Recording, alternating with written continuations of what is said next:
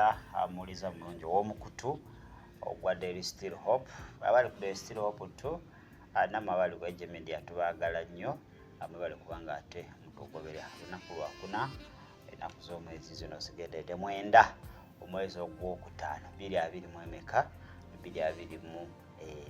nagamba buli lunaku olukya you make a step towards your grave okuba oluta ng'osemberera entaanaayo buli lunaku olukya akati lwakedde wakubya oluta osemberera entaanaayo kale ogula Jamil anzabadde ali mu studio kubanga ate nfalira ddala mu maaso onakutudde mu maaso gw'olaba si mupya omulabye emirundi egikoze ki emirundi egiwera ndowooza kakubuuzeeko asobole okuba nga ate tutandikira awo. Andaba nkulamusizaako mu linnya lya Mukama waffe Yesu Kristo nkwebaza okugoberera omukutu guno gwa Daily Still Hope nsanyuse nnyo nnyini ddala okulaba era njagala okusaba nti tambuza akatambi kano subscribinga olikinge okomentinge keyongere ddala message eyongere ddala okutambula okutuuka wonna wetekedde okutuuka. Kale tugenda tutandika nga bulijjo tusookera mu bibuuzo byammwe bye mwabuuza mu vidiyo ezayita ate we tunaavaawo tujja sobola okuba nga tukola ki tweyongerayo ne puroguramu zaffe nga bulijjo naye mbajjukiza era nti yeetaaga linki ey'ebirooto kwolesebwa gisabaawo ojja kuba nga ogifuna bintu bingi bye twogerako eyo kimwe abantu bangi balogeddwa okuyita mu birooto oli n'aloota nga bamuliisa emmere nalooza bya bulijjo naloota nga bamugasayininga wano nalooza bya bulijjo so ezo ndagaano mu nsi ey'omwoyo kiziina kinene nnyo ate kizikiikirira sogera olanga ebintu bitabuka neweebuuza ate ebintu byatandikira waso linki gisabaawo ojja kuba nga ate ogifuna kakati tugera mu bibuuzo omuganda agamba tubiyitamu lukwakwayo obudde tuba tetulina asobola okuba nga tugenda kukyatuleesa olunaku ate olwaleero ekibuuzo ekisookera ddala ono yakuzizaayo mu Timoseewo n'agamba nti omuntu yenna okufuuka kabona okufuuka omusumba alina okubeera nga wa mukyalo omu kakati ne babuuza madamu watugamba yagenda Saudi yakomawo ye lwaki temuli naye awo mu buweereza wamu buweereza obutwala otya nga madamu tali naawo abantu babuuza ebibuuzo nga butuufu abagenda beeranga baneeno abandaba nakola ki naga nti Katonda yamugambye yamulaze nga nze musajja we babikugambako nawe bingi nnyo kakati waliwo ekibuuzo nga mu butuufu tekyetaagisa era nga tekirina nakye kyekitegeeza era mudde mukusinzira ku mbuuza tekigasa tekirina nsonga lwaki mba nkimuddamu kubanga ndowooza ezo personal gundi zange lwaki ogulowooza omuntu yalibadde azibeeramu nayeabulamu bwo mu bwangu tekitegeeza nti nno kitegeeza katuuti essaawa zineeno tekwalibadde nga kulinnyako omukyala we tujja ntutunulira okuviira ddala mu lubereberye oyinza okunoonya munnanga walaga omukyala ne wakubula naye nyinza okugaa nti ebintu byakyukamu munsi ey'omwoyo teri ntono omukyala Katonda byonna emyoyo yakujja gikulyetingira wamu okuva edda nedda abakyala abo bayibuli tebatwalanga nnyo nga nsonga olwaki just kisa todda mu by'abasiraamu kubanga balimu ebyo kino njala nkikubuulire Katonda yajjirira bujjirizi nsi kisa ebintu ne bikyuka omukazi muntu nnyo naye omukazi muyambi wa musajja mu bya bulijjo mu by'omwoyo kyonna ndowooza edda bwekityo wekyali tebayawulanga keyabeeranga omuyambi yabeeranga omuyambi w'ebya bulijjo n'ebyomwoyo kwega nti teyabeeranga mu maaso naye olw'ekisa kya Katonda kati abakyala nabo baweereza abakyala babeera ddala mu maaso tusinga, abakyala bavugira ddala emmotoka okutusinga. Bakkirizibwa okuweereza yes ku lw'ekisa kya Katonda. Ku lw'ekisa naye nga bwe tudda mu byawandiikibwa tebakkirizibwa. Sijja kyogerako nnyo kuba sikinaako nnyo maanyi mangi, naye bukakafu bungi, naye kyemanyiko ekitono emanyi nti n'abakyala bonna abandaba mukiwulira mukimanyiko ekyo. No, naye lwaki okiremerako nnyo? Nedda ekintu ekyo kikonfusinga abantu. So oba olina obubaka, sirina bubaka bungi kujja Jamiru ndeka. Abakazi mwe abasinga okuwakinga okufolowinga ate ekirala abakyala balina okukkiriza. Nze mu bitonde bye naalabye ku nsi yonna ekitonde ekisinga okukkiriza be bakyala. Kakati ate era sitaani kyasinga okukozesa naye ate Jamiru yes bibirikale tewali wakusimanyi nti ate kuteebereza nga walaba nga ne Yesu we yali ng'akoze ng'aliisa abantu 5,000 yabalako abaami bokka, babalanga baami bokka. Kugamba ekintu ekyo kirina engeri ekikulaga nti nno omukyala yali mabegakokko katono nnyo, naye kyenyinza okugamba ku mulembe guno eno Katonda yatuwa ekisa ekiyitirivu. Kaakati ekyomukyala saagala kivaako nnyo.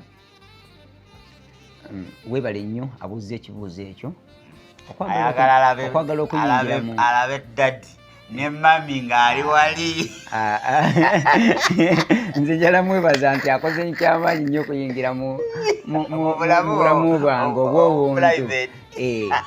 Ekyo njala omwebaza kyokka. Butuufu kubanga oyinza obeera wano nga waliwo wali afuna okwolesebwa.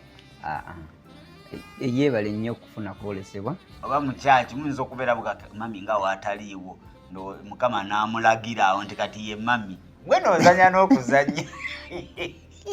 Bisoboka. Era kituufu kubanga abantu bangi nnyo bazze nga bagamba ekigambo ekyo. Njala nkutegeeze omukyala yenna ng'ondaba n'olowooza nti no like tuyinza okubeera omwami n'omukyala akobala kafu. Kubanga nnyina omukyala esawa yonna yonna ngenda muteeka mu maaso gammwe mulabe mu linnya erya Yesu Kristo. Yenna ogenda mulaba. Kale kaakali awo wennyini nze ompadde ekibuuzo kino kyange si kyabawuliriza. Okkiriza omukazi okusumba? Yes, nzikiriza. Nzikiriza. Okkiriza? Sakati era kati kiri ti settlement gyewakoze okisanguddewo.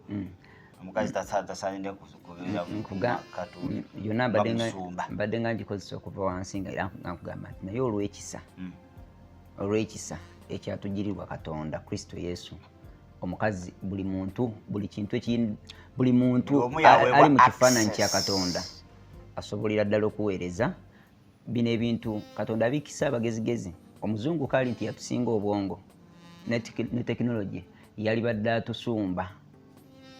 Yali badde asumba ne batuweerezayo abasumba e Uganda, naye olw'okubanga ekisa kya Katonda ate ffe abatasobola dde okukola akagaali tubasumbira ddala. Onzijukiza nti Yesu we yawaayo omwoyo ejjigi lya yeekaalu ne likola ki ne liyulikamu, buli omu yalina access. Tebagamba basajja bokka, buli omu yali asobola otuukaku ki namuloodo. Kakati bano abagamba nti abakazi tebalina kubanga basomesa oba amagezi ki batugenda ku kibuuzo.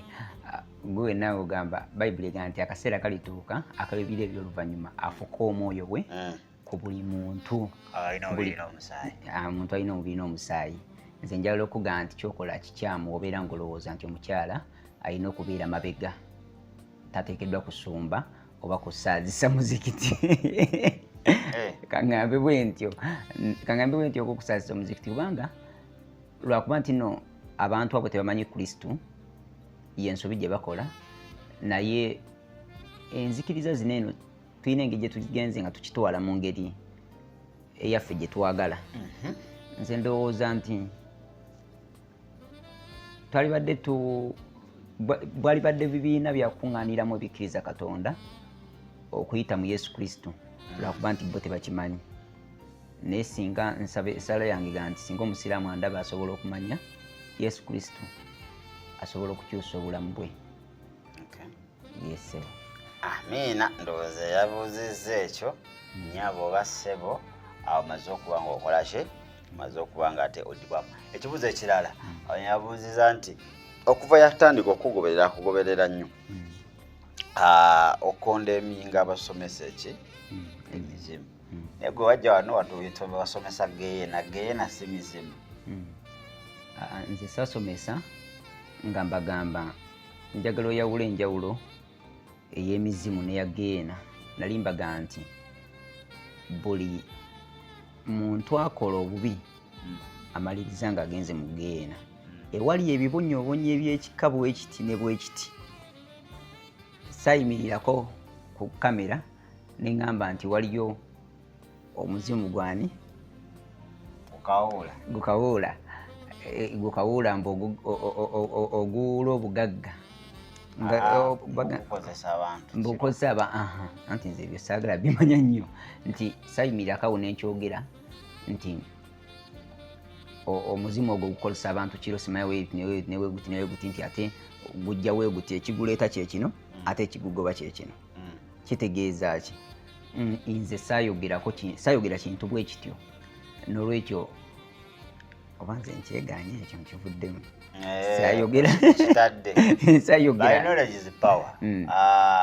Omulabe tosobola mulwanyisa nga tokoze eki nga tomutegedde. Omulabe gw'otegedde gw'osobola okuwangula. Ate abo bagamba nti owaliwo yaŋŋambye nti yalina kawuula naye nga bulijjo ng'asaba nga tabitegeera. Naye bwe bamunnyonnyola kawuula kyeki kyekimuleeta avaawo atya, yasaba nekikola ki nkigenda. Kati singa yenjigiriza mbu teyaliiwo yalibadde paka nakati musibe. Bayibuli etugamba nti kitugasa ki okulya ensi yonna ne tugimalawo ne tufiirwa omwoyo gwaffe. Kakati abasawo Abaganda nze mbalabyeko gye bali ab'ekinnansi oba kyonna kyekiri gwosange omusoga nawe ojja Muganda anti Abaganda beeyagaliza. Kakati abantu abo mbalabyeko nga bajjanjaba abantu n'aterera mu wiiki omwezi n'amala n'addamu obupya. Nze nsobola okugamba nti ate ekyo kintankudde okwagala okuddayo kubanga nava wano eno nga nsomesezza ku basumba abo abaava ku mulamwa nembalaga obubonero. Ndabika saalaga bubonero bumala. Katonda akinziriramuko ng'akyogerako nange. Kakati omukulu oyo abasomesa emizimu tekitegeeza nti wona agendayo, tekitegeeza nti wojja eri Mukama obulamu bwo bwonna bugenda kutereera for good. Tekitegeeza bwe kityo. Ate era n'eri tekitegeeza nti buli agendayo ne bamusomesa kawuula atereera, kubanga abasinga obungi bazze ne tusaba nabo nga bali bubi nnyo, nga bwe yagendayo yasiikula busiikuuzi, nga yagendayo ebintu byatabuka butabusa. Era wobeera nga weetegereza obulungi abantu abagendayo abayina ku ssente eziwerawerako be batereeratereramu, kubanga gy'emizimu gyagala ssente, giwulya ssente. Ebyakatonda by'ebyobwereere. Njagala nkubuulire abantu abo, nze nyina abantu abazze mu maaso gange nga badde basabira eyo, nga naye bakaaba amaziga, nga bakaaba amaziga bagamba ate bwe baatuukayo bavumbula buvumbuzi bintu birala, ne batandika okuloota ebirooto. Omuntu yali taloota ng'enkoko emusamba, ng'aloota enkoko emusamba kubanga yasomesebwa ku ekyo. Ng'emusambira ddala. Kakati abaami abo mbagambye bwenti nti nga bw'olaba abasawo, waliyo abasawo abakola abajjanjaba, wamala okujjanjaba n'otereeramu katono naye n'otawona. Abasamize. Abo abasawo n'abasawo abazungu nabo bwe batyo bali. Kati neeyo weekiti we kiri. So nze njala kugamba gwa anoonya okumanya okungi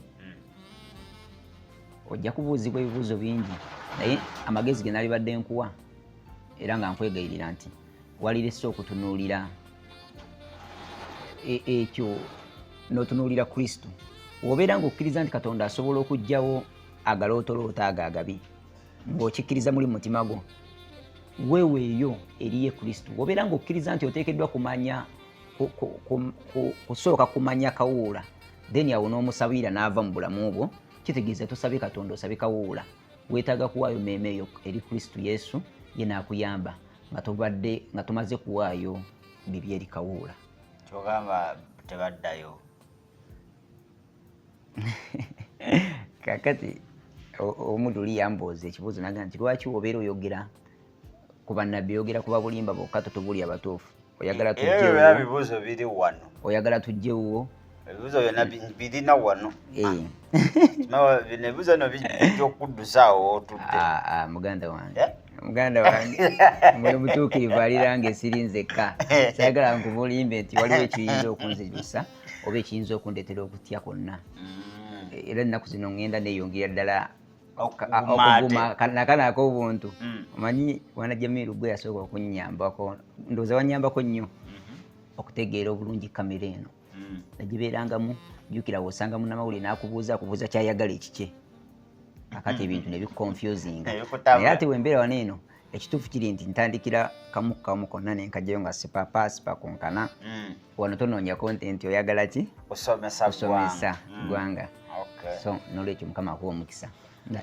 ndetesera oba olina kyo kyayisaawo nkyayogera nnyo njagala kwogera ku muntu oyo owakawuula muntu oyo kyaki emabegaka we nafuna obubaka we naviira wano eno nga Katonda angaziyiza ku bantu abo basomesa kawuula n'aba nti abantu abo beetoolodde Uganda yonna actually n'ensi endala bagenda babuna naye abantu abo balina obubonero bwabwe bakozesa obuleetera omuntu okubeera kugamba bayina kye basinza omuntu kyatategeera ogenda nga obeetegereza bayina ng'ovudde ku bubonero buli bwe nabalagako bayina akabonero akalala ke bakozesa omuntu k'otasobola kufaako nnyo kubanga nange waneno nali nga ndi waneno nabagambako ne mbaga nti kyalibadde kyetaagisa n'oteekateekayo akafo k'omiitingamu Katonda okosinkanamu Katonda kakati n'abantu abo mu makanisa gaabwe bo baakikozesa jjukira sitaani ye kyakola bw'alaba ekintu ekirungi kyonna ajja n'akidde mabega wamala okidde mabega ate ajja n'akizimbulukukiramu n'akozesamu ye kyayagala kakati abantu abo bonna bannabbi ababulimba abalala benjagala okwongera okubabuulirako wobeera ng'olina gy'oli nga naye mu kkanisa yammwe nga mulimu entebe etatuulwamu oba nga weetuulwamu webanga eyambiddwa n'etuulwamu ng'egenda tutuulibwamu omukulu nnyini kkanisa manya bumanya nti ekifo ky'olimu kikyamu lwa nsonga bwekanga ewo tolina ntebe nga gwe taata nga abaana tebagituulamu nga yiyo nze wange batuula buli ewaffe tutuula buli woyagala eri eba mpisa ya muntu ewo nti waliwo wantu wokyani bagamba eyo ya mukulu ntituulamu nze nalabye entebe ku luguudo lw'ekawuku nendaba entebe ku nguudo endala ez'enjawulo nga baakolera ddala entebe ezimu baziwanika ne mu bbanga kubanga mulimu agituulamu nga yasinzibwa yaweebwa ekitiibwa mu kkanisa omwo monna mu kifo ekyo ekyeyita ekkanisa kubanga nze njagala era okugamba nti ago si makanisa masabo gabamu entebe kati gabamu entebe omanyi Jamiru nkubuulire olaba guno omulembe gwe tuliko Katonda yagwogerako dda naga nti akaseera kalituuka ajja kwogeza amayinja go gajje gabuulire enjiri yensonga lwaki we nabadde nga ntandika naga nti ate omuntu ayogera ku mukazi nti omukazi tasobola kubuulira ate nze musekera n'omusekerera wabanga alituma mayinja waliwo ate abakyala so kakati entebe eyo nagenda nendaba entebe mukolesebwa ng'entebe ezo zituddemu ebisajja ebinene ng'endala zituddemu ebikazi ebiyina nga mutuddemu abakazi abayina ki nga abakazi bali muli bayina emikira giringa gya byennyanja nga bali mu ntebe ezo we nakifulumya nenkyogerako ku gurupu yange ya Local International Ministries we nakifulumya nenkyogerako mu bwangu obw'ekitalo waliwo omusajja eyajja waliwo omusumba eyansindikira message nangamba kyoyogerako mazima nanti ye yagenda ku kyaki yagenda mu kyaki n'agiyingiramu n'asangamu entebe ng'emu ntonotono eri awo teriko mu maaso kameeza ate endala nene eriko emaaso emmeeza kati ng'eno yo tetuulwamu ng'eno yo tetuulwamu ng'eno yetuulwamu yeyo omusumba kati naye alutuka n'alowooza naga nti oba ya mwami we kubanga omusumba yali mukyala naye naga nti kyamulumya omutwe okuva yaviirawo yafuna okwolesebwa okw'enjawulo n'okumanya okw'enjawulo genda okuvaawo naga nti kakati bwe yawulira nga nange nkikonfamyinze n'amanya naga nti mu butuufu kye nali ndaba kyali kituufu ng'entebe erimu ki ebyennyanja entebe eyo ogiraba ggwe ng'entebe alaba kungulu naye abalaba mwoyo abalaba ebuziba ye asobolera ddala ogitunulamu nalaba nga mulimu omuntu atuddemu ate entebe etuulamu no njogera ku bantu abatalabika emyoyo kwegamba nze nalaba ng'entebe ezo zituddemu ezimu nga zituddemu ga mermaid endala nga nziraba zituddemu agasajja agayina amayembe mermaid bino waggulu muntu wansi kyennyanja kati ng'abantu kati mu nnaku zino eno kyekivulaba nze yenze omu ku bantu abawakanya ekifaananyi ekya Yesu ekibamukuba kibagamba nti bano bazanyi ba filime nze Yesu gwalaba wamulabira mu kifaananyi ki tosobola kuliyalayizinga nti ali mu kifaananyi nga Jamiru kyosobola okutegeera alinga Jamiru ng'omuntu naye tosobola kutegeera nti nno afaanana nga gundi nti obanga Yesu oli bwe walaba nedda baaba oyo saamulabako nze omuntu gwe nalaba yali mu kifaananyi mu foomu ya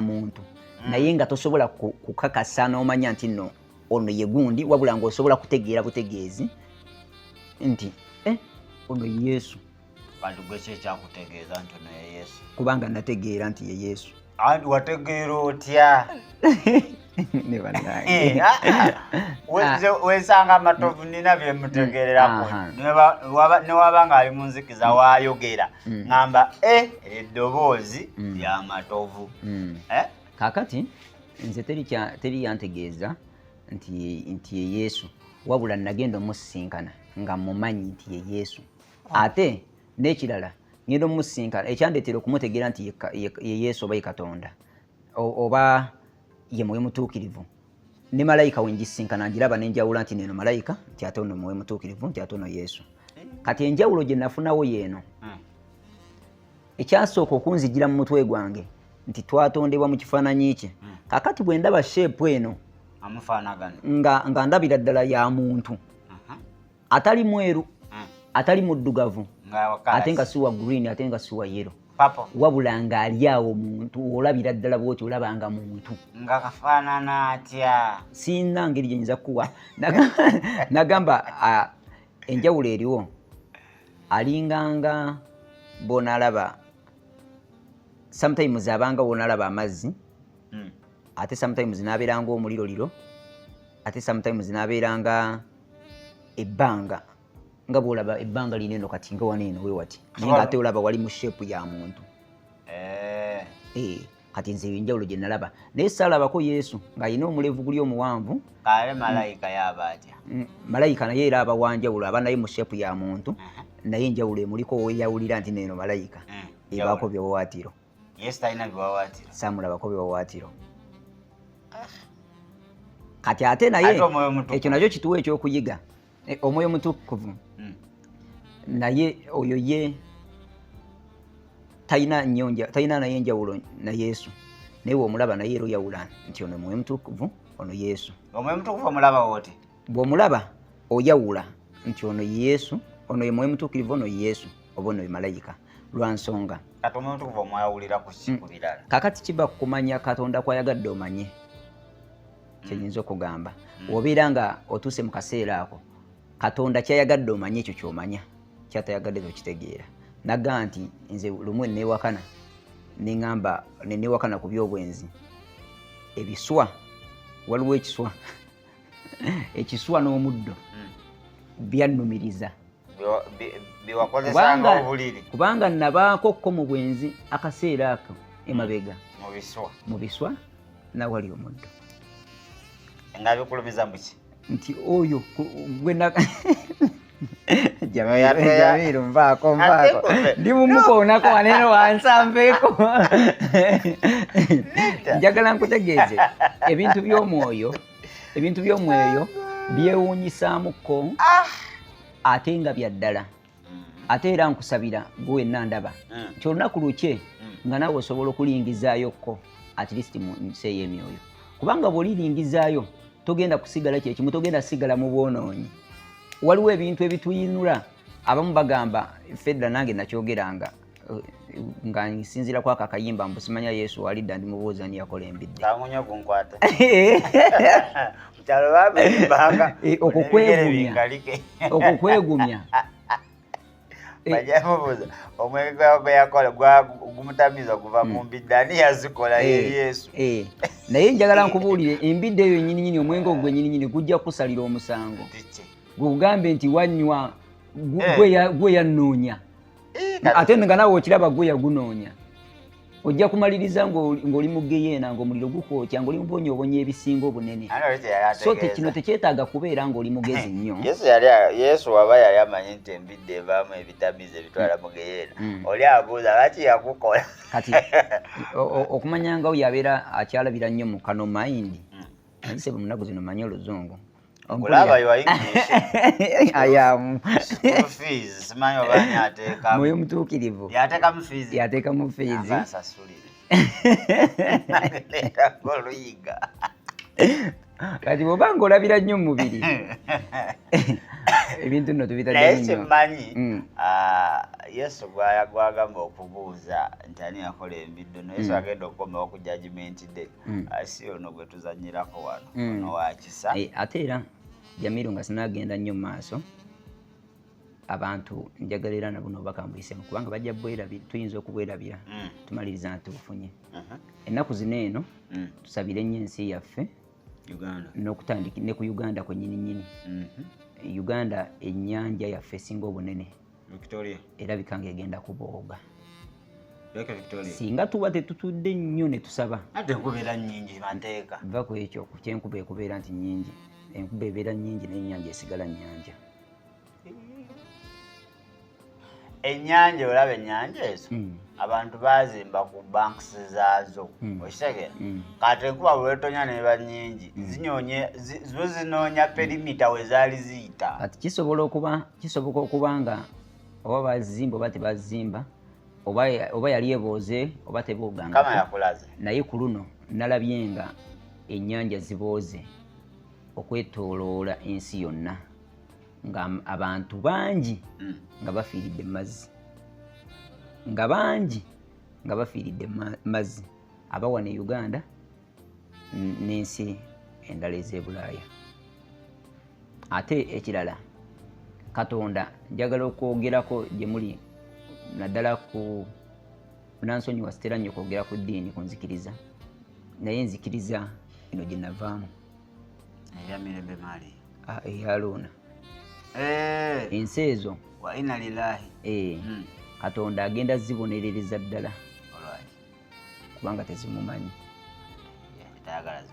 ku mulembe guno anti ebiseera ebisinga obungi Jamiru oba tomaze kwekoona tosobola kujjukira.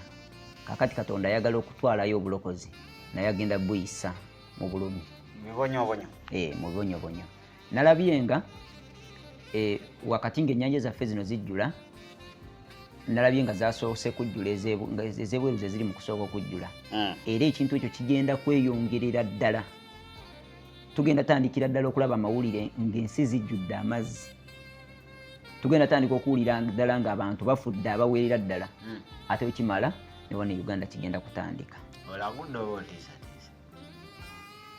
njogera ekyo Katonda kiyandaze kale mwenakyo abakwatibwako ensonga ndowooza mukiwulidde omukulu abagambye mwegendereze oba ogula poloti enoonya ku lusozi otherwise oyinza wallahi Jamiru ebigambo byayogera kiyinza okuleetera okusaaga nogaa nti no kansaage naye kyenkugamba ge mazima kyogaane mu kusaaga engeri gyokyogerako n'engeri gyokigambako nti tugule ku lusozi newe okuba nga oguze ku lusozi tosobola kuyimiriza will of God tosobola kuyimiriza kwagala kwa Katonda okumekaza okkiridde wansi kakati nze kyenjala okusaba gwe wenna mpuliriza oba ndaba nti fukamira ku mavivi go osabe tekigenda yimirizibwa ekiro naye kisobola obutatwala nnyo bintu oba abantu abamu kuba osinga okwagala ekiki ekitagenda kuyimirizibwa ekyamataba ennyanja ezo okujjula kigenda yimirizibwa olwaki ogedde ngaani kama oyakulaze njogedde kusinziira ku kyenalabye ssebo nzijukiza Yona yagende Ninevi nabaga Mukama abagambye omuteenenya agenda bazikiriza bwe beenenya Mukama n'asonyiwa ate Yona n'anyiiga ye yali ayagala mbu kyayogedde kikole ki kituukirire kakati kyoga Mukama tasaakyusaamu yasazeewo nti tunaasaba ennyanja zigenda kubuuga ngambye nti tusabe maybe tekitutwaliramu kiyinza obutayimirizibwa tekitutwaliramu naye okuyimirirwa kwakyo si kyakusuubira nnyo oba sikusuubira nnyo okusinzira nti already nakirabye nga kimaze okubaawo nga kibaddewo salabye nti kigenda kubaawo wabula nakirabye nga kimaze okubaawo mu Uganda mu nsi yonna n'okutandikira ne wano Uganda malwero nakuza mwezi mmeka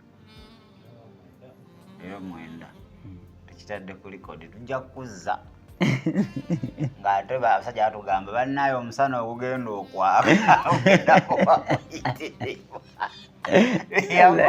tukuteerayo akatamya olule mukulu owulira ebigambo ebyo kituufu anyway kale nabyo obuwulidde kakati tuddeeyo wali obadde okyali ku ntebe entebe entebe mbu mumulabamu zimamaizi waggulu kati nekituleetera ekyo kyetubaddeko nekituleetera okwogera ku bifaananyi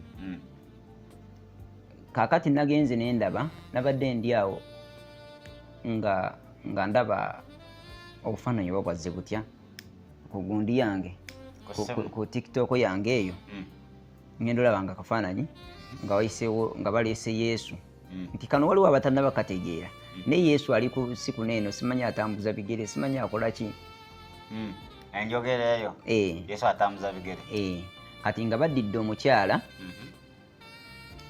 nga wansi kyennyanja kati ne bamuzingazinga n'omulala ne bamuyimiriza sayidi eno kati ne bakola we bati ate wano ne bakwata ne bakola we bati nga olaba gundi yange weti kati eno nebeera nga gano ge maaso kati naye ng'era bakwatiddemu kyennyanja ng'ate akaaso k'ekyennyanja ke kali wano eno ke kasonze oba okiraba nkayisemu wano eno kati ate nga wokitunulira bwoti kiri mu sheepu ya feesi ya muntu ate nga feesi emanyiddwa eyo gye tutera okuyita feesi ya Yesu nga gye kijjayo obulungi kati ne bagamba nti Yesu ali ku nsi kuno atambuza bigere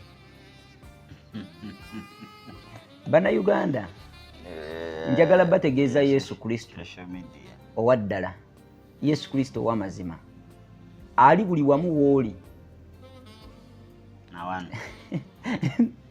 na wano waali tali mu kifaananyi kya kyennyanja tali mu kifaananyi ky'oyo ali mu firimu oyo omuzannyi wa firimu wabula ali buli wamu w'oli kyekigambo ky'ofulumya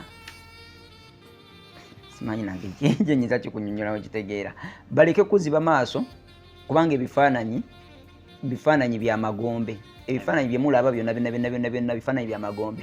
Ekimulaba ne muwulira nga mukyagala, eyo feva yaweebwa magombe ge gawa feva ekifaananyi ekyo, gaagala kuzikiriza. Lwaki amagombe mugadde buli kintu? No, waliwo ebintu si buli kintu tukiwadde amagombe, naye ate waliwo ebintu ebirabika. Lwakuba nti abantu ffe twagala kubeerwa. Omanyi waliwo omuntu statement eyo nakagiwulirako mu bantu nga kumpi nga bayinza n'osuuka 5 nga buli muntu nga nze musumba onansonyiwa nze ewa simanyi waba mweyana nagendayo lwakunoonya kubeerwa. Njala nkutegeeze gwe wenna ali eyo ngolowooza zomanyi nze waffe tusumba abantu batono lwansonga tetusimba tetulina nnyo muyeye abamakati gaabwe era waali omanyi lwaki njala nkyogera bwe ntyo nze sirina njiri yakubikkiriza mbola okuba nga njagala gojje mu kyaki yaffe tuweereze ffenna tugatte akabbo kawere nguleyo emmotoka tukole tuzimbe ekkanisa ennene tutambule ensi yonna nedda njagala gadi naye tulinga ababadde mu message yemu Jamiru nakusimanyi nakubiddeko nenkunyumiza okimanyi nti nno nabbi owokusatu luli atulema okunnyonnyola obulungi yali man of God. Awo gwe wenna ampuliriza Katonda kasaba nkuba mbasindika wa Jamiru yampita yabimbuuza nange nenjogera ekyo Katonda kye yantuma okwogerako kakati ngendeyo kati banayenga gundi ebuze omulamwa tuli kwanukula bibuuzo era sitile ekyo ekibuuzo mwekiri kitegeeza nkiwonye togenda kimbuuza njakizza wano oli kukikonagwayo kakati mu bannabbi b'obulimba be nali mbagamba luli oba abasumba berimbika mu busumba ng'ovuddeko yono ono yanziba newe mwogerako mba mutuufu oyo va mu busibe we nali nga nnoonya Katonda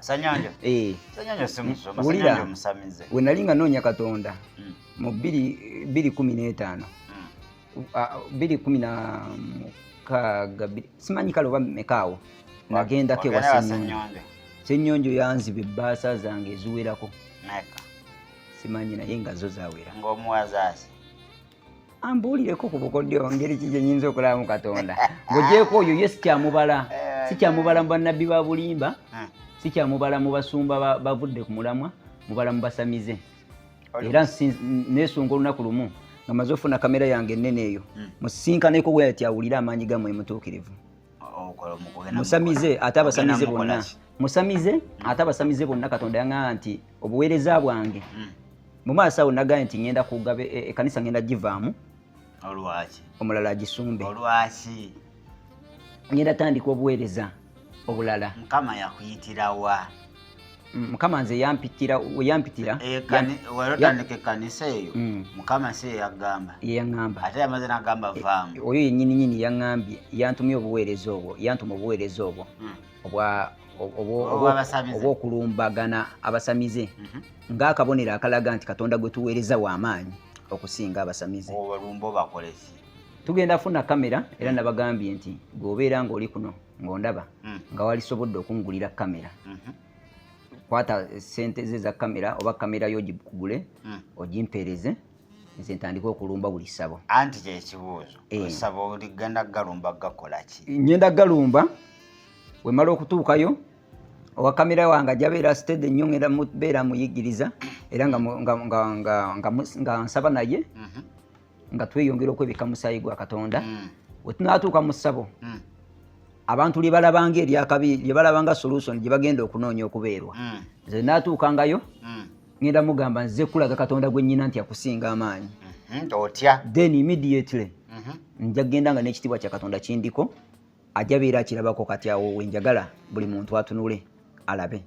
kubanga nkakasa bulungi nga we naamutuukako oyo omwami ne mu feesi nga bwe nti waliwo ekisa kya Katonda ekigenda okunvaamu kimutomere wekinaamala omutomera tagenda sigala ng'atudde oba ng'ayimiridde waali oyo sookere wa Jjumba bonna azironga azimusamize azironga azi oli musamize omanyi beepanga omusajja wa Katonda ajja ebyo byobeereyo ne weewanika waliwo Katonda omulamu ojja kukakasa nga ensaasi zonna zaatikayatika kaakati balaba kugataliiko nfuufu zonna zigenda kwatikatika ku lwa nsonga nti Katonda mu budde bunene obw'amaddaga we Yesu Kristo ayagala kukola nga bw'atakolangako. Katonda ali mu kulaga abantu nti yasinga buli kintu kyonna. Alaga abantu nti asobola okugyayo Kango Gabriel ku street atagendako wadde mu baby class n'amwogeza oluzungu. Ali mu kukola weema olw'eddakiika ono muleke muveeko naye abaagala okumanya ennyo Proko International tubalindiridde so nabadde mbaga nti ffe tetukyakola ki tetuli mu kusumba kibiina kinene wabula kyetuli mu kukola tuli mu kusumba abantu kale abagenda okuyingira mu Bwakabaka tubadde tukyali ku gaadi eno gundi yongegera beera ndowooza vidiyo endala zonna zijja tambulira kunotubuulira saa zaffe ziba zeezo tufunemu ka break tunaafunamu ka break tujja kuba nga tweyongera ndowooza kyekyo tufunemu ka break kale oli mulabi mulungi era muliza mulungi wa Daily Still Hope mubeera Jamiru nkyalo okuba nga nkyakutwalira ddala mu maaso ebibuuzo byammwe byonna weebiri ate byonna omukulu alina obiddamu tukomawo tutandikira ku gaadi atunnyonnyole afuuka tya nabbi w'obulimba nkuyitiremu ku bibuuzo biri wano bimpitiremu basobole okulinda ebibuuzo weeteeketeeke onaabuuza Mukama n'abalaga bannabbi b'obulimba bonna n'atabalaga fanero Mukama n'akulaga bannabbi b'obulimba bwe mulowooza fanero n'agyerabira ekyokubiri waliwo we wayogera nti wali ku lusozi n'olaba mu woteeri emu abasajja bajjayo ebyobugagga bakuba ebintu wansi omuntu motoka nekereesi biki wabiraba fizikale oba wabiraba spiritually naye mbw ate mu statement wagamba balaba ki fizikale aga tekisoboka nnyonnyola awo onaabuuziza ekirala kweya style bwagamba nti enviiri embi zonna zezino eza kkala naye zisigadde ennungi oli wasiba dread we wa black waliwo obuzibu wakola statement eyo nagikola nze kakati ekibuuzo ekirala ono kyabuuze ekirala era it's about lwaki buli kimu mukiwadde sitaani lwaki buli kimu mukikutte mukiwadde sitaani omulala Katonda ye Masaka yavaayo Embalala yavaayo eggulu yavaayo onaŋŋambe abeera saidi za Kyenjojjo bannabbi b'obulimba bali ekyenjojjo bajjojjobeza abantu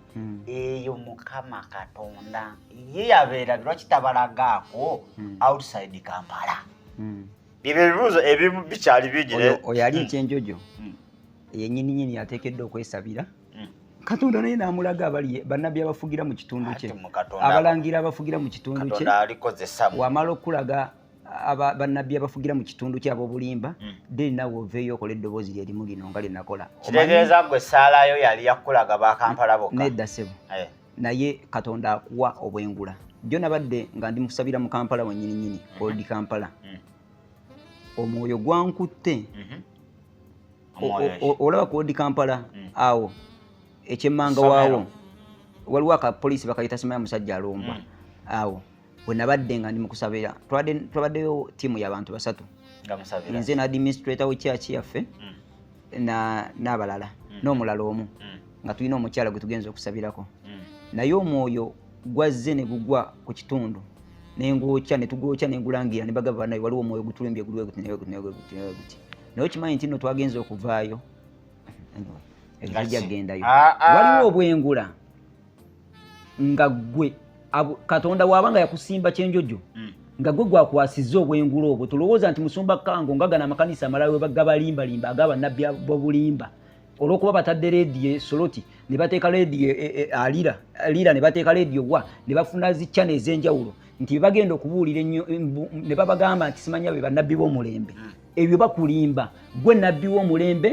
nze nabbi w'omulembe eyo gy'oli gwalina okugula abantu amaaso nange eno gyeninza alina okugula abantu amaaso eyabuuzizza banaye teri ndiga na muntu mugoberezi kale nkozesa ekyendiga wali badde okitegera bulungi ono mugoberezi naye akugoberedde bulungi agoberere mbu n'abantu abalala sigwe wekka naye Katonda waabatwala mu Geyeena abasumba bokka baabalaga abali mu Geyeena ba Kampala Katonda waabatwala mu ggulu abasumba bokka baabalaga baawa ba Kampala mu kusaba kwammwe mwasaba Mukama abalage b'e Kampala bokka oba abalage ensi yonna omubiri gwa Kristo ffe tetukola kwagala kwaffe nze sikola kwagala kwange Katonda yakola okwagala kwe tuwummule ndowooza tugala ebibuuzo omukulu waali okuba nga abiddamu ate naye oli okuba nga ate obiwuliriza gwe yenna yabuuzizza abeeramu enteefeteefe ebibuuzo byo bigenda kuba nga biddibwamu bwe tunaabimaliriza ndowooza tujja kuba nga ate tugenda ku kyatuleese olunaku olwaleero Sylvester Matovu Ssaalongo tubbi kwali ku kamera okuba nga kusikira ekifaananyi ekyo leka tutolemu katono tukomewo